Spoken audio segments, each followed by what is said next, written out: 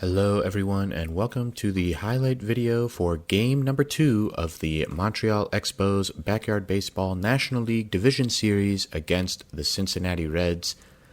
This game was a must-win for us, otherwise the season would be over, having lost game 1, and our star players understood the assignment immediately as Pablo Sanchez unleashes in the top of the first, hits it right off the light post for a solo home run to get us started. He has done this so many times for us this season, but never in a more important spot than an elimination game, and it's just the kind of action that really galvanizes the team. But we weren't done there, as 2 pitches later, Keisha Phillips does the same thing, getting a hold of one, pulling it down the left field line just over Pete Wheeler's head for a solo home run of her own. Back-to-back home runs to start the game. As a coach, you cannot ask for anything more from your top players, and the adjustment in the lineup with having Dante Robinson lead off proved to be fruitful even without him on base. We threatened again in the top of the second, bases loaded and nobody out.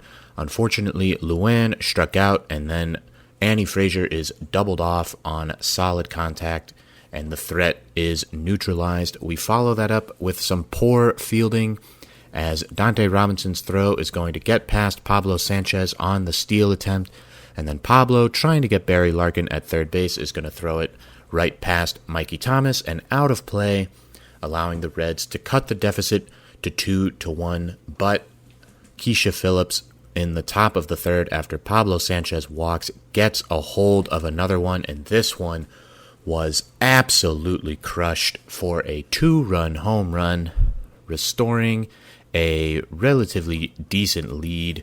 But this pitch was just annihilated. 472 feet, a no doubt about it blast to just ease the nerves after a difficult second inning. And we follow it up in the top of the fourth. Bases loaded again and 1 out. And Mikey Thomas is going to hit a dribbler off a slow-mo pitch. Barry Larkin tries to get Luann at home, and it's unclear whether or not she is safe, but she just beats the throw, and then a lack of coverage at first allows everyone to be safe. And the very next batter, Vladimir Guerrero, drops down a crazy bunt from Vladimir Guerrero, and this was one of the craziest crazy bunts that you will see, just continuing to move. A very impressive effort from Vladimir here. 2 runs score easily, and we have second and third with 1 out. The lead now 7-1, and we were not done there, as the next pitch, Ernie Steele drops for a crazy bunt of his own. Mikey Thomas, even though he was not moving well in this game, is able to score easily, and Vladimir Guerrero is right behind him. The ball dies in right field. They throw it back in, but there's no air on it, so the catcher actually runs out to get it, and so it becomes a sprint to home plate between Ernie and the catcher, and Ernie beats it for the inside the park home run. 10-1. We were feeling great, but we knew that the Reds would not go away quietly. Davey Marion beating out an infield single on a little bloop pop in front of Dante Robinson, and a few batters later, first and third, Zoe Mallory unleashes on the slow-mo pitch and beats out any possible play. Davey Marion scores to make it 10-2, and then Barry Larkin helps us out by getting a little too aggressive, and with good arms, we throw him out at third base. And from there, the game settled a little bit until the bottom of the 6th, when Pete Wheeler is going to hit a line drive past Vladimir Guerrero, and we understand Pete Wheeler's speed better than most from our time with the Wombats, so he easily gets a triple. And then Davey Marion again is going to hit a dribbler to the right side, and even though we may have had a play at home, we take the easy out, and it's 10-3. Later in the inning, 2 outs, and it's Zoe Mallory again, this time unleashing an undergrounder. It gets past Keisha Phillips.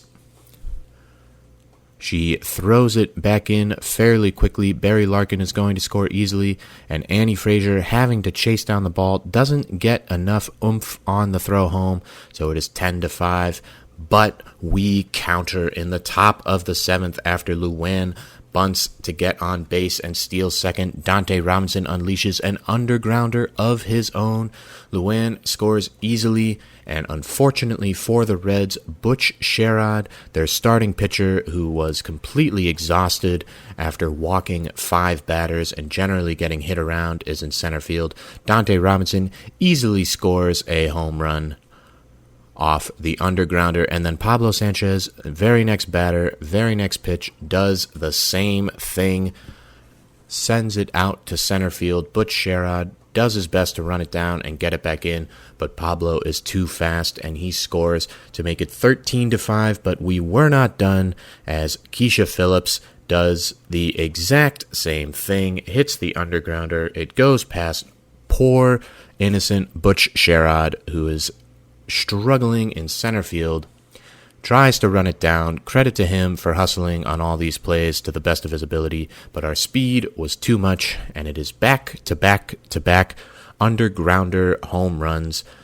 And from there, the game finally settled down. We go to the top of the 9th. Mikey Thomas gets a nice RBI ground out here to push the lead to 15-5. And Ernie Steele, who had an amazing day on the mound, finishes it off with a ground out of Vic Souffle, and we get the 15-5 victory to tie the series 1 game apiece.